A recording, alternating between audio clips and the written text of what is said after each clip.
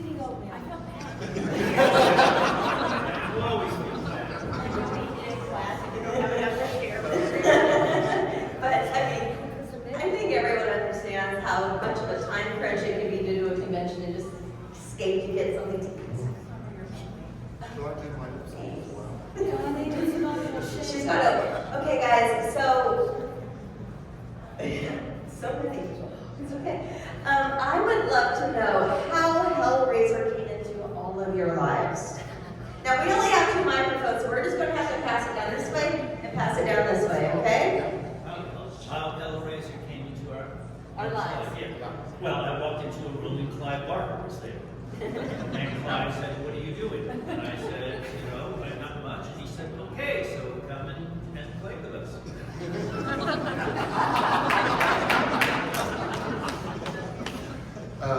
Okay, so I had been a friend of Clive's for about 3 years and said, "Nick, I'm making a movie. Would you like a part in it? There is some makeup involved."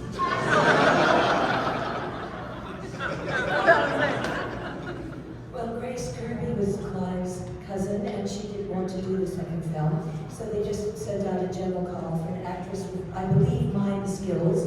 I was asked to do the audition. I nearly didn't because the chatter scared me too much. And I thought I had to play him, and I hated mask work. But I went anyway because my friend Jeff from Lancashire said, "Oh, go on, Bobby. Years from now, they'll be writing books from you. Bobby Wilde, Queen of the Bees." So I went, and I knew what the word Cenobite was, and I contradicted the director because he thought it was a word Clive had invented. And I said, "No, it wasn't." I got into an argument, and I was right. And he still gave me the part. I was reading for Waxworks 2, with Tony Hickox, and we had just bought a house, and had a lot of work to do on it, and I didn't really like the offer they gave me, and I said, "Well, what's the next thing you're doing?" And he said, "Hellraiser." I'm like, "What? Is there a part for me in Hellraiser?" And he's like, "Yeah." I'm like, "Well, great. When you're done with Waxworks, come back. I would read for that. I want to do that. I love that. Oh my God, because Andy's was the one I was just like, holy shit. What the fuck is that? Right? So, yeah.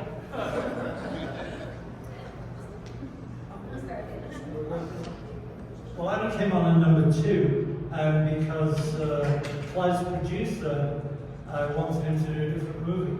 So Clive, Doug and I all grew up together in Liverpool. We've been in theatre companies in the 70s, and in the absence of any established professional, Clive told the producer Chris Figg that his own mate he could maybe write the script for him for number 2. And the only funny aspect to it was Clive called me and said, "I know you write fiction, you've ever written a screenplay?" And I said, "No, I've never seen a screenplay."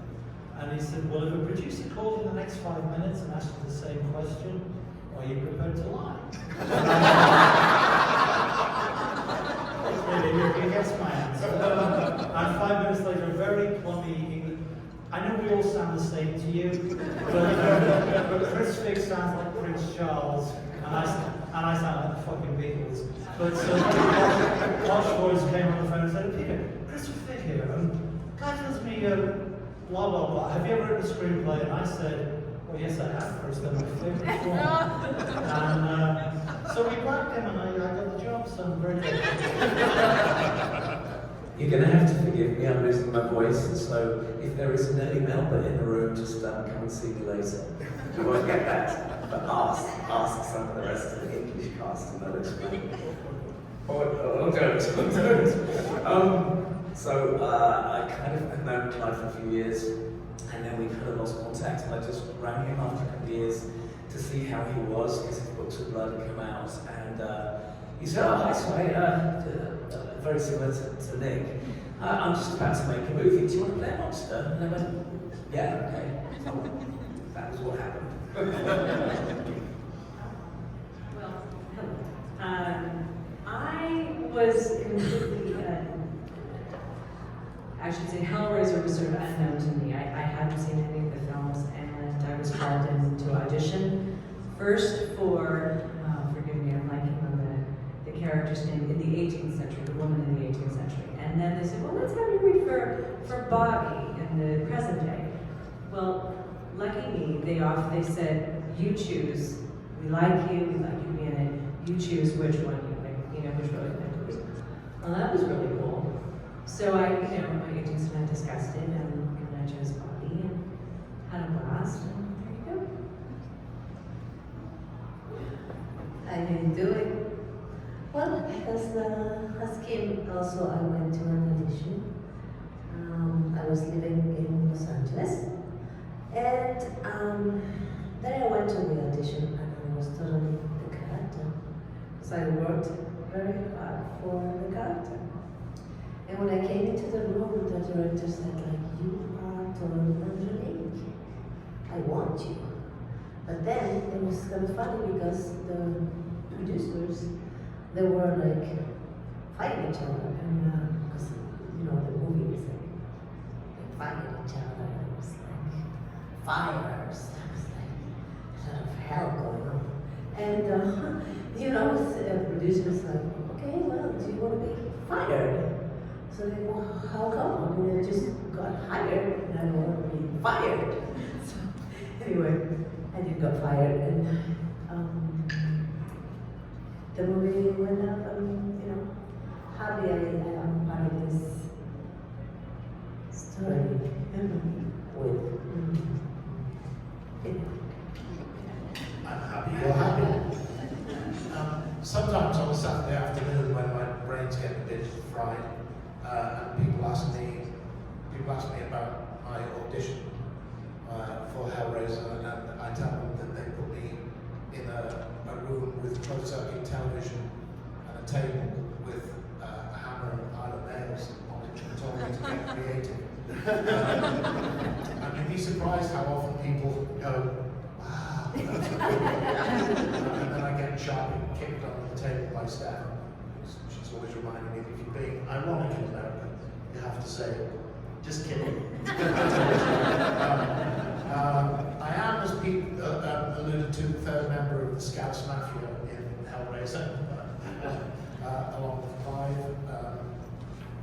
The day my life changed was the day I walked into rehearsals in high school in Liverpool to meet fellow cast members, which included this fellow called Clive Barker.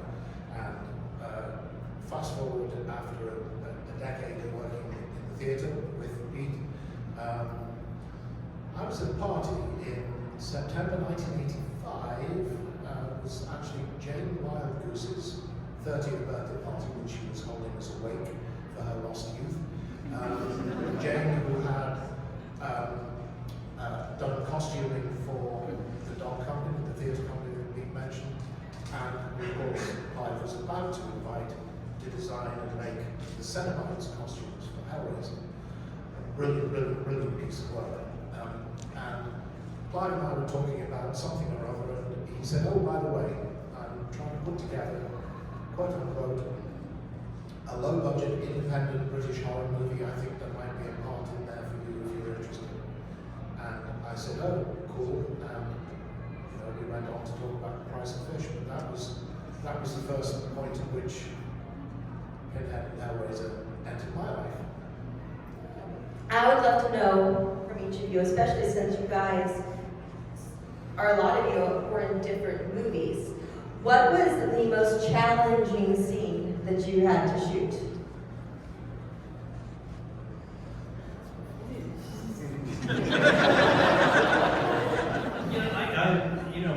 When I'm playing roles that I enjoy, the challenge is, do I suck? That's the big challenge. But you hope you don't suck.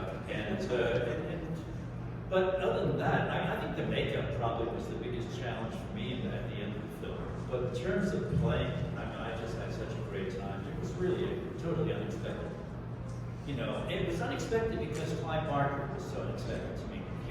Here's this guy who looks like a choir boy, maybe 15 years old, and with this sweet smile, and this mellifluous voice, And then I got his books of blood, and I started reading these books, and they fucked me up. Honestly, I thought, wow, this guy is something else. So I felt like I was in the right company. He was a kindred spirit, definitely. Gosh. Okay, so the makeup itself for Simon Lloyd test had its own challenges because I couldn't really hear, speak, or see. I mean, at the bits, I could just about know. I suppose the bit that was the most challenging was something that was not in the script, and that was putting 2 fingers down Ashley's throat.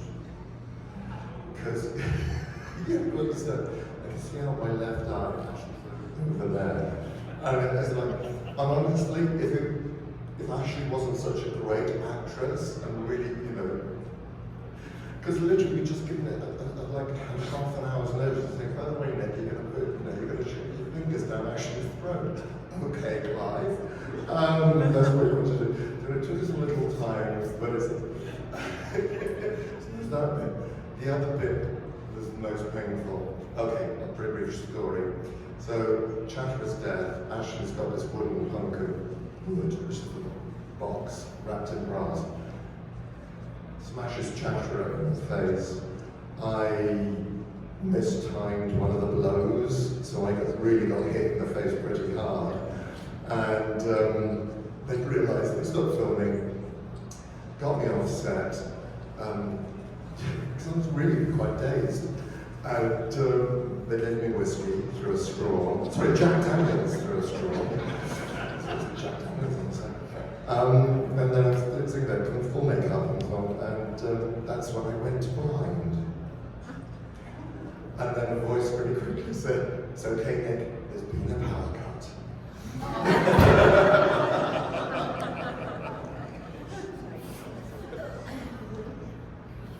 Earlier today, I managed to hurl a cup of coffee at myself, and now I just want to take it. This is such a great day.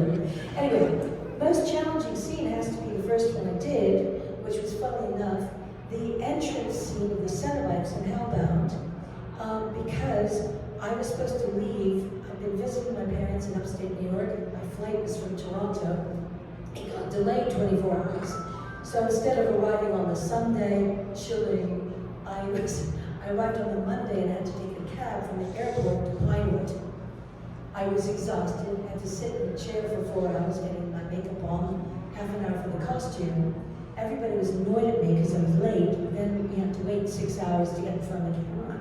So I'm walking through, and people are telling me what to do and stuff, and I'm not going, oh. And there's dry ice, and people are sort of, there's Tiffany playing with the box, and I'm thinking, I actually felt like I was in the movie. Because I went up to Tony Randall and said this really pathetic thing, "Tell me what's my motivation?" Because there were very few rehearsals for this. And he just looked at me and he went, "You're dead." Okay. So I felt dead because I was so jet-lagged. So it was, but that scene, when you see it, it's kind of, it was quite an extraordinary scene. It was introducing everyone, and I certainly felt brain dead when I did it, So this feels a little bit like a walk of shame because I've never been asked this, and I'm going to be really honest. I took myself a little too seriously. Like I didn't want to meet Doug, and it was like, okay, we're going to do this scene. He's going to be in his makeup, and I don't know. I was like doing this whole. I was in Stella Adler's acting class, and I'm trying to make everything like super serious. You were there too. Right? Stupid American actresses trying to make it. Oh my gosh, offended when they're joking around like, no, I'm serious, I have to cry, this is horror, and this one says, oh my god, yeah, right? So stupid. So if I could go back, I would way be relaxed as fuck about the whole thing and have more fun. I think, the hardest thing though, really hardest thing, physically, was doing the night shoots because I ended up getting bronchitis. Yeah, right? And we were we were out in the middle of the field doing World War I trenches, and you were wandering around in that nightdress. Right. Yeah, I love those scenes. I have You put the whole uniform on, and Tony sort of had this like 70s, like, swashbuckling director thing going on, and having his eyeliner on no matter what we were doing. And but it was kind of like drinking the Kool-Aid doing the movie, because it was like this pleasure playing thing. We were young, we had fun, and I was, you guys were recording, so that's what I'm gonna say for now.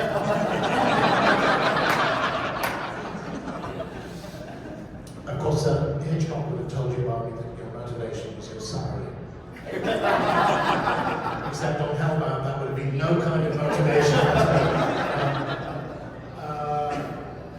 But I'll go to my first scene as well, because there were two of us on Hellraiser who didn't really have a clue what we were doing. One was me and one was Clive. Because I'd never been to theatre school, I'd never had any drama training, and it shows. Thank you, Simon.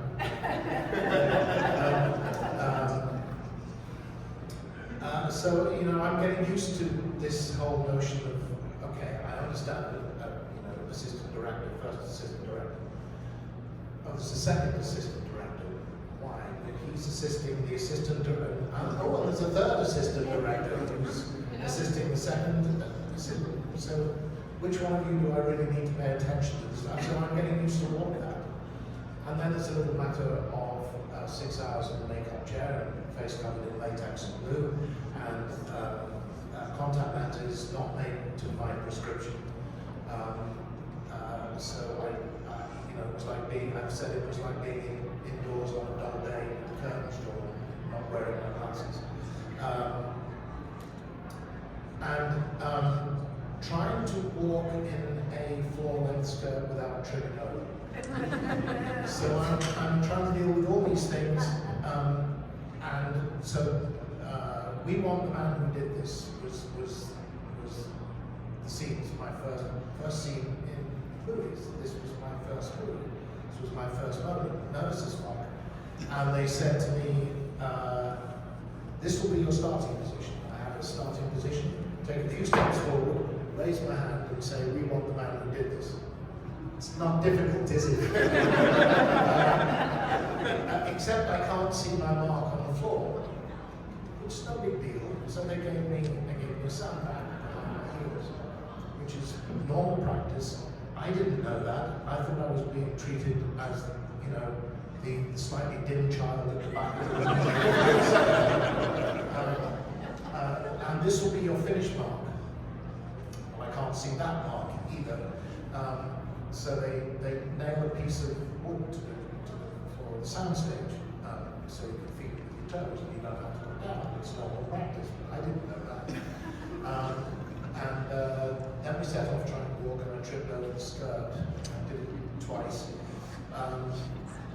So they brought clothes pegs on set, and they rolled up the hem of my skirt and clipped it with clothes pegs. So any pretensions I now have, any sense of grand importance as the dark pope of hell, in a skirt with clothes pegs around the head, had quickly evaporated. Finally, they told me that my eyeline would be just to this side of the camera. Well, to me, there's a black hole out there, and if there's a camera in there at all, I have no idea where it is. So they hold up. I'm not making this up. A pin light, which is just like a tiny little torch light. So that's my eyeline. And someone said, right, shall we rehearse this? And at that point, the voice behind the camera, I never located the owner. I knew it wasn't Clive. I'm certain it wasn't so. Don't know who it was. If I write my memoirs, it might just be the title. The voice said, does he know his line?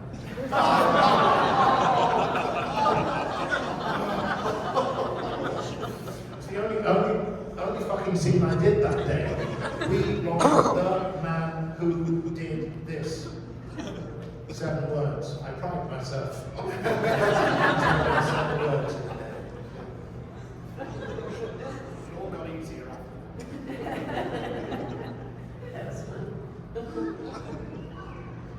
Anyway, it was very scary to me when I was next to Pinhead, because when he had his makeup and costume on, he was a total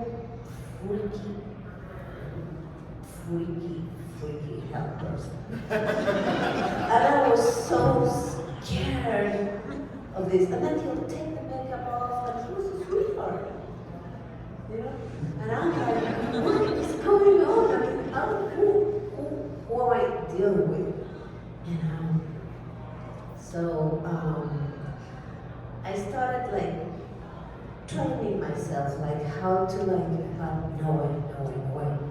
Every time I would see him in his full costume, I was just so scared to hell.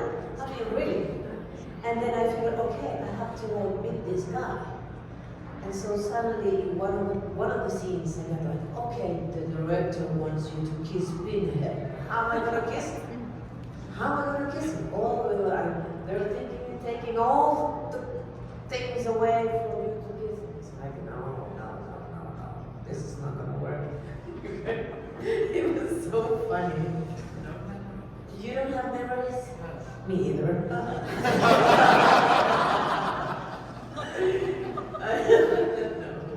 No, I'm not making it up.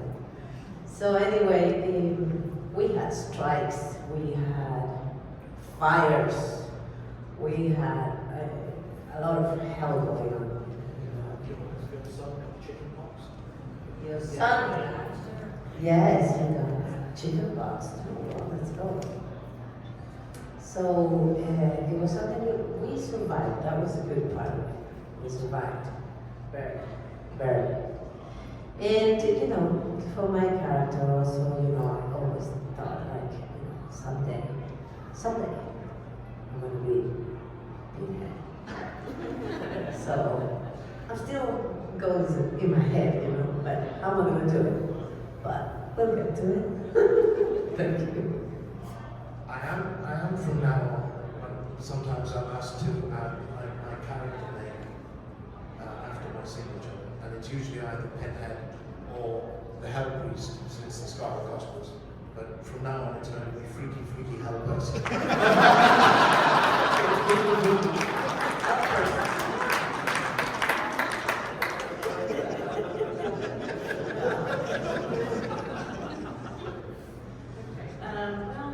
Let's see, what other was challenging? Well, kind of sadly, one of my apparently more challenging scenes was just running down a hallway, because I think it was the first take.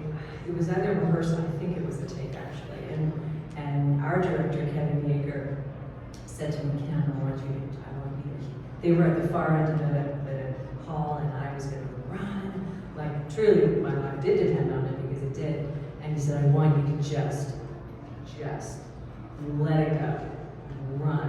I said, okay, so I was, similar to what Terry was sharing, this was very intense, and it was, and you really do, you have to put yourself in the circumstance as much as you can, obviously, that's part of your job.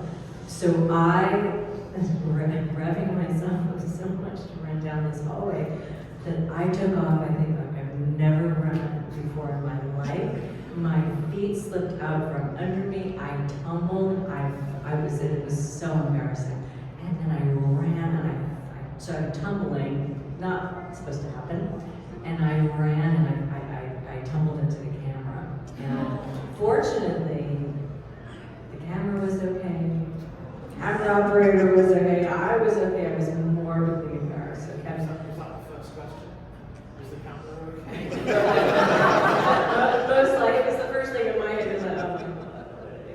So Kevin Yeager, who I have such respect and love for, he's a good guy, came over to me and okay, good. just, maybe pull it back to, a hair. I said, okay, we'll do. So that was kind of fun. And I think just navigating the box and remembering the rules and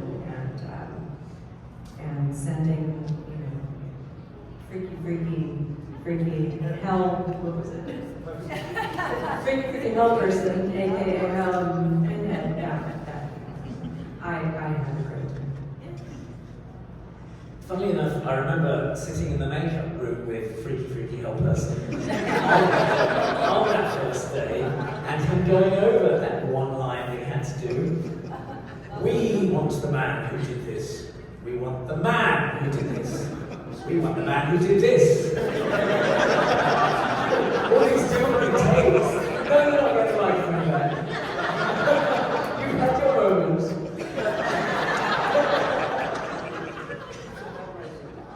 It was the Hellraiser van.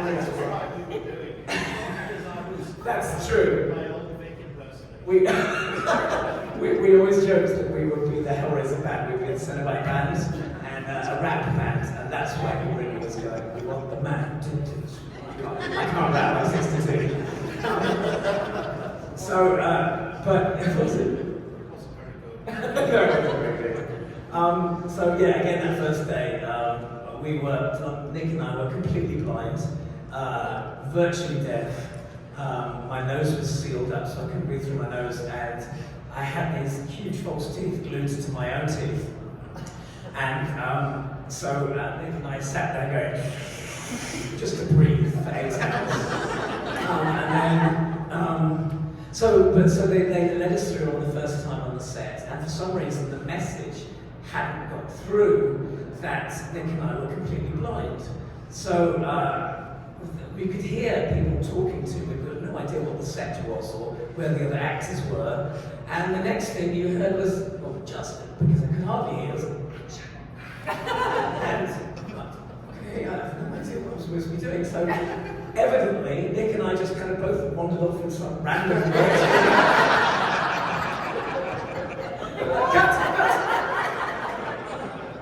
So there was a lot of huddling, evidently, because I couldn't see it. But it got worse than that a few weeks later, because originally my character did have dialogue, and they were all plosives, so P's and B's, perhaps we'd prefer you, or impossible. But because of the teeth, I couldn't get my lips together. So I could say, aha, impossible. And it kind of wasn't very scary. So we got to the first take of me having dialogue, and I was trying to, aha, the words. What? I can't say the words. But you. And evidently they went away in a little huddle. There was no budget for ADR for dubbing. So they came back and they said, okay, what we're going to do, we're going to take all your dialogue away from you, and the female Cenobite is going to say it. And that was the most distressing day on set. And we went back to the green room and I cried inside the butterball costume. And nobody knew. So Clive's line, no, it was much sadder than that. So Clive's line, no tears please, it's a waste of good suffering.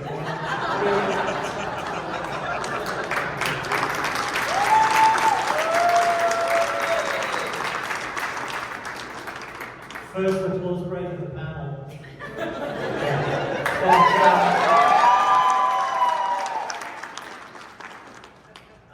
Guys, you're not really an actor like the rest of them, but I wrote the movies and they wanted me to stay on set through the shoot for Hellraiser 3, but they didn't have the budget to keep me on set as a writer.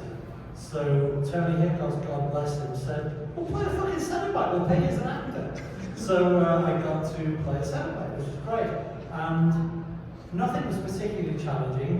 My main scene was to chase Terry down Elm Street, which was lovely. But at one point we had a local pyrotechnics guy who was fantastic and really knew his job. But I had the sense he was a little too into it. And when you see Bobby breathe fire directly at the camera, it's a dummy. But they wanted to do a thing where you actually see my mouth open, so they did the trick perspective thing.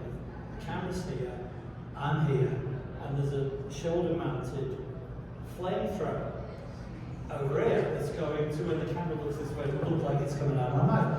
So, not being a professional, I said to the guy, I don't want to flinch and fuck it up. How big is the flame going to be? And he said, it's going to be fucking huge. And I thought, alright, well, so they rolled and I opened my mouth and it was fucking huge. But when he really knew his job, he really did. And it was great. And then he came back and dismantled it and said, how do you feel? And I said, yeah, it felt kind of good. And he looked around as if let me into a secret club and said, go on in. He's been in jail for the last 3 years. No. But yeah, he loved his flames.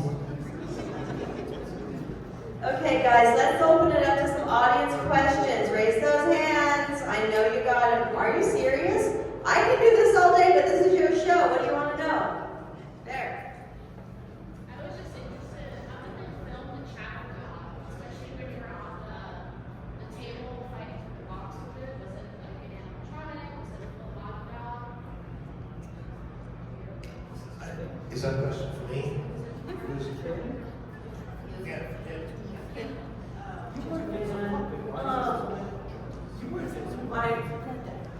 This is, I have to be honest, I don't remember. I wish I could tap into those files from 20 years and 19 years ago. Does anybody else remember how that might have happened? I mean, well, not precisely. I did the table. I don't know. I actually think it was puppeteered from beneath. Didn't Kevin and Gary had a couple of guys underneath moving his legs, and it was, it's hilarious. Let Kim tell the story now, I remember. But it's funny, isn't it? Working with what's meant to be terrifying, and you've got 4 guys underneath. Move the fucking left leg. You're moving the fucking left leg. But Kim sold it. It's always the actors who sell those things, not the. I'm a Peter and straight. All right, anyone else? Yes. But the new Hellraiser movies are coming out and there's no leather. How does everyone feel about the configuration with the skin instead of doing with leather? Because it makes a lot more sense because Sorry, can't hear. It's no leather in the new film. I think it's because it's vegan. Alright, she wants to know also, like, how do you feel about that? Are you in favor of it being skin instead of leather, or do you still want your leather daddy back? Skin's scary. Vegan's not scary. Sorry, I didn't get that question. What did you say? For the new Hellraiser, Yes. are you upset that there is now skin in place of the leather suit? Well, I actually thought the design of the whole film was quite, Lost our leather guy. quite wonderful, but you cannot beat leather. You know what I'm saying? Because it is, of course, unless you get vegan leather, it's not, it's so. Leather isn't sexy? No, vegan leather is not sexy. Although I have a vegan friend who would argue with that. But, No cows were killed in the making of the new Hellraiser film. I love the new chapter. I learned about a year and a half before they screened the new Hellraiser that they cast a 7-foot tall actor to play Chapter. And I just thought that is amazing. Jason, who plays it, lovely guy, we've messaged back and forth a few times. And I just thought the whole vibe and design of the new Hellraiser was great. Really, really good. Good time. I have nothing to say about it.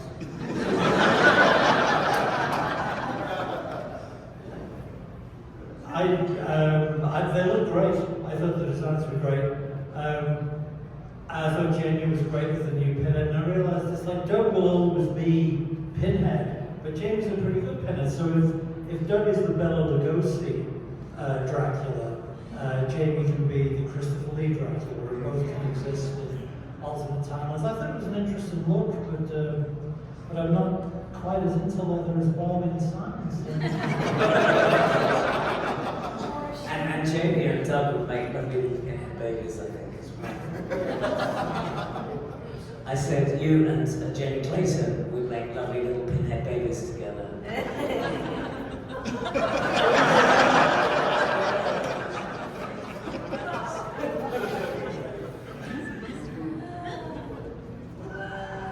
No, I don't think anybody would replace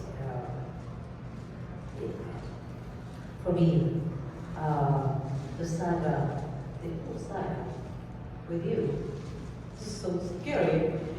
I tend to like go this way. The new film, I saw the new film is great. I can't say, but it doesn't have cows and all the leather things. There's more, not much flavor. I don't know, I'm more masculine or something. I tend to stick with this Hellraiser. Anyway, that's it.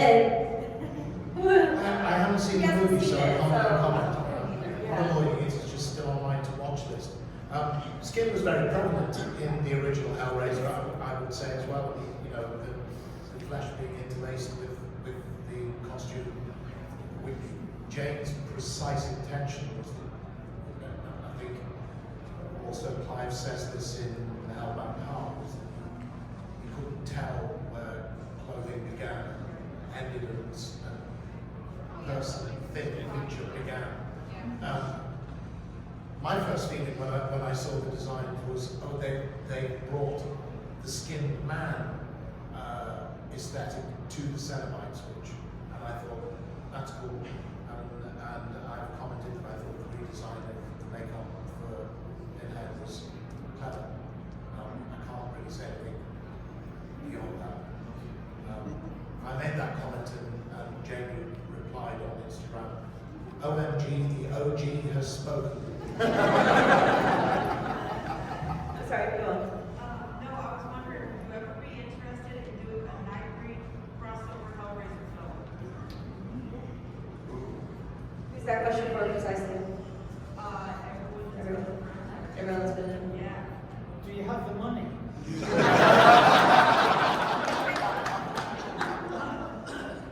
It was done in the comics, wasn't it? Harry Potter? Yes. Yes. Yeah. Yeah. Yeah, it was. Okay. Sure. Speak to my agent. I'm really interested. It would be fun to play both Chatterer and Kinski, because they're two characters I'm really passionately fond of. So yeah, double the work. I'm in.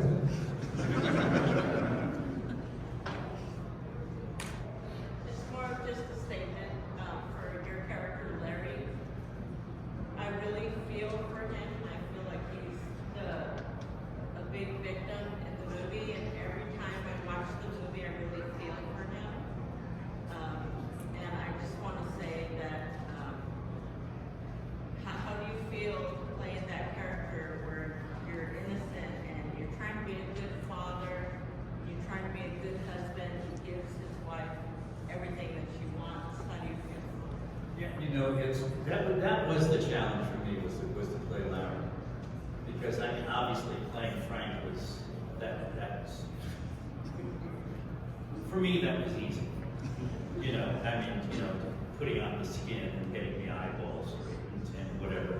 But Larry was, to make Larry credible, and it is the setup to the whole thing, to the horror, and that's where I felt, and that's what interested me about the film, doing the film, was that there was the underlying theme of the family, and the family, sinking into the horror.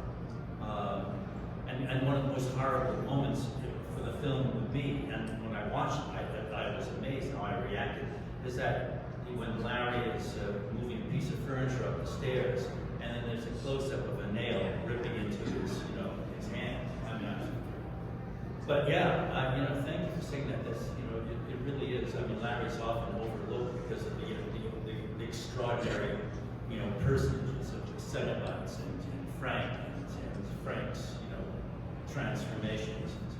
Yeah.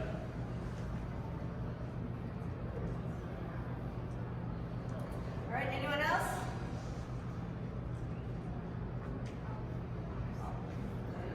You all clearly have such respect for each other's performances and things. That being said, if on a one-off for fun situation you can play someone else's character, which would you pick and maybe why?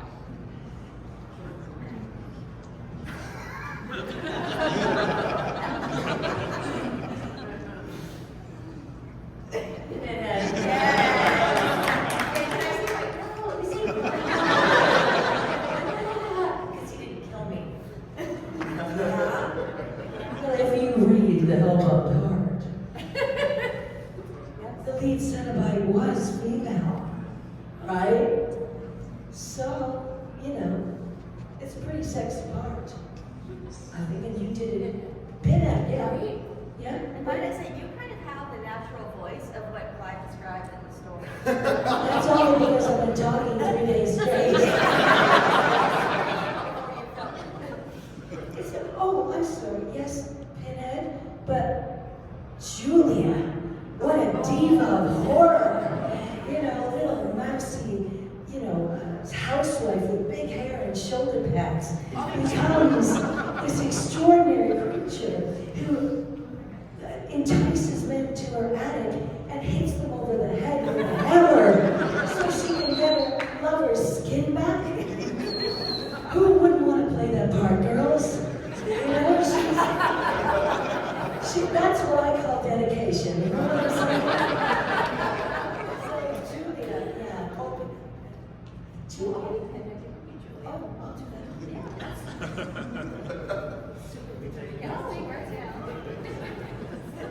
I think some of the most perfect casting was Julia's victims. The three men. Right. Oh, they were great. No, absolutely. Those three men that came to the house, they had yeah. And it's just like, God, I would love to play one of those because honestly, the tiny, you know about those guys. You know everything you need to know about those guys in those few moments that you see them. And they get shorter and shorter. You get to actually see the character. And I just like to play one of those guys. Yeah. Well, I have no, because I ran the range from Larry to Frank, so please, I'm not going to get greedy here.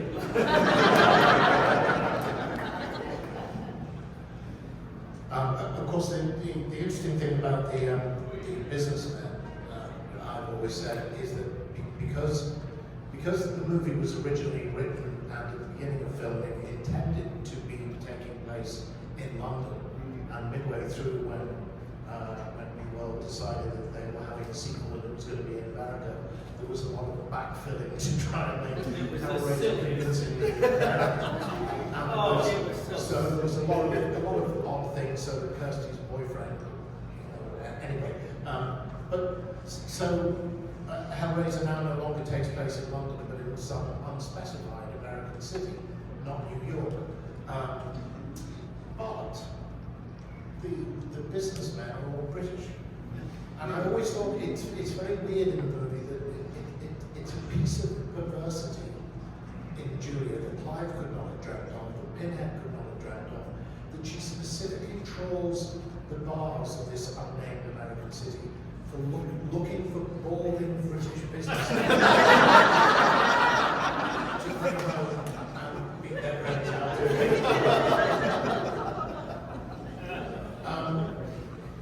Well, obviously, I would play the mattress delivery guy.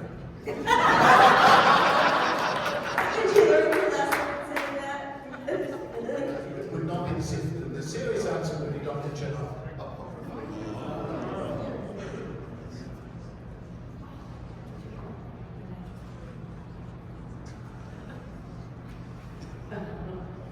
Well,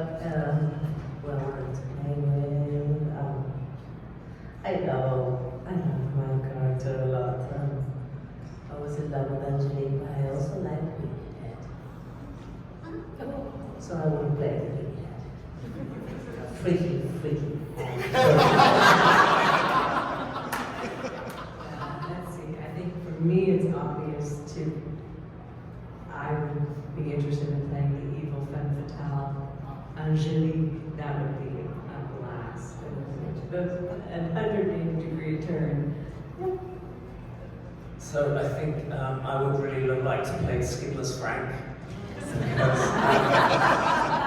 A, he can see, and he can hear, and he can speak. Yeah, he can speak, although he was dubbed. Because it was a different actor who played Skidless Frank to the other Frank. But also you get Snog, Claire Higgins, which is always going to be a joy on Snog is Kiss. Do I need to explain that? Snog. Oh, yes, you get to kiss passionately Claire Higgins and get covered in buckets of blood before each take. I think that'll be a joy. Sounds great. I don't have any that I'd like to play because they were all fantastic. In each movie, the whole cast was great. So I'm happy to let them keep their parts. The other thing, sorry about Skidless Frank, is in these days in Hollywood they have this gunk that they use for like the alien kind of gooey bits. But back then they used KY jelly, so playing Skidless Frank you would be covered in KY jelly every day, which also was kind of one of my fantasies. You might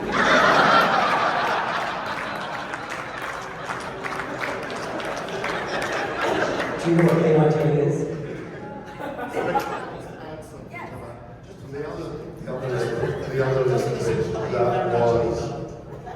The other liquid that was frequently used on Hellraiser and fondly referred to as elephant cum was made up of snowflakes dissolved in water, and that white goo that you see, yeah, that kind of show.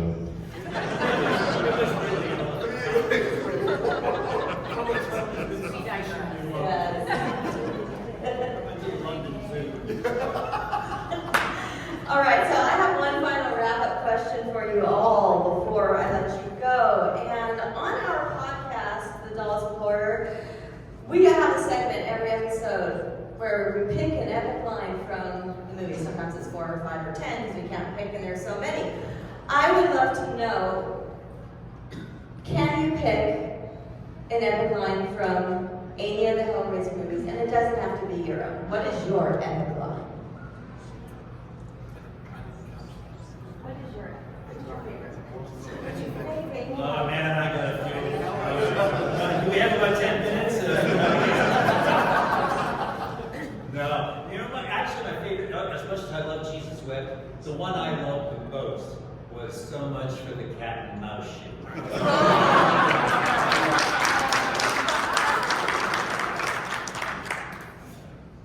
Funny enough, it's one of yours. Sorry, babe, it's nothing personal. But doesn't Claire say that? What?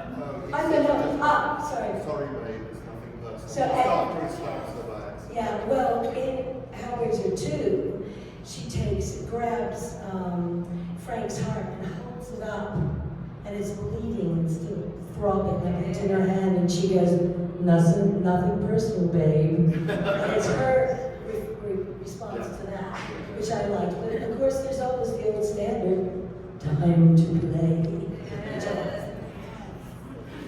I forgot about the cat. I feel like I need to watch them all again to be able to pick one. But I think it was always whenever, Doug, when Penn had a line like that, So Much for Cat and Mouse. Those kinds of lines are so like, oh my God. Yeah, all of those from him that were just like, shit.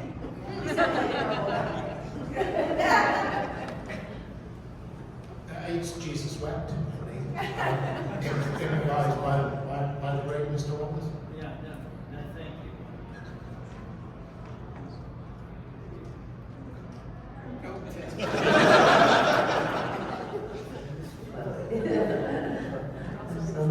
So many lines. Great lines. Yes. One of the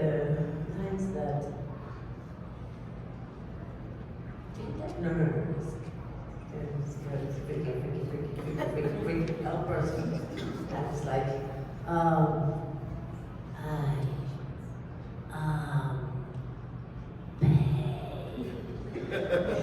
and I really like, so it's like, no way. I am pain. So typical line.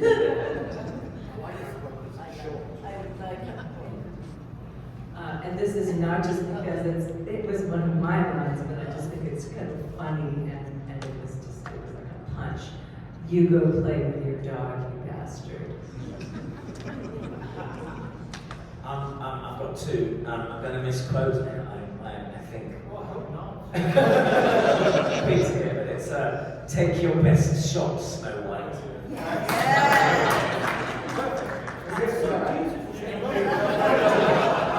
And the other one was one of my favourites every day was that's a wrap. Get the X out of makeup now. I feel I should refrain because, first of all, I'm a little insulted nobody remembers the lines. But seriously, I see people wandering around with T-shirts with phrases that either Clive wrote from the first movie or I wrote from 2, 3, and 4 on T-shirts, and it's just thrilling and touching to see that people remember that shit you typed on a manual typewriter 30 or 35 years ago. So thank you very much for remembering all the lines you do remember.